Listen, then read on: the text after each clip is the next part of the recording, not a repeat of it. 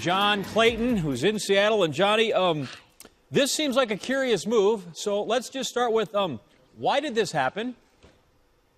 Well, let's start with the idea that things were getting out of sync with the offense, and you can see a lot of it was trying to get Percy Harvin the ball in the ways that worked out well for him, whether it's fly sweeps, short plays, and you can also see there was a little bit of tension, I think, that was being created by Percy not getting as much as he wanted. There was a spell last at the end of the game on last week where really for about 40% of the plays he wasn't even on the field, and remember, they only had 48 plays last week against the Dallas Cowboys, and so I think you could see that Percy was kind of drifting away from being effective from what they wanted, and then they started knowing that they have cap issues next year where they have to take care of Russell Wilson and everything else, and so with enough young players that they could step up and try to fill in a void, they felt, okay, let's make the move and we'll get rid of Percy. I mean, they basically, I guess in some ways, tired of him with some of the things that he was doing, but they didn't tire of his talent. This guy is really talented.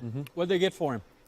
What I understand is a mid-round pick, more something in the neighborhood of a 4, and I don't know how exactly it can get up to a 2, but it could work out something like that. And so it's one deal where it's conditional. I mean, obviously there's going to be the one base part that they will get, that mid-round pick. I don't know what the conditions are that can get it any higher than the 4th-round pick. I don't know if we can categorize his entire time in Seattle, but to get him there, it cost a 1st, a 3rd, and a 7th. I know they won the Super Bowl. Did they take a loss on this deal overall with Percy Harvin?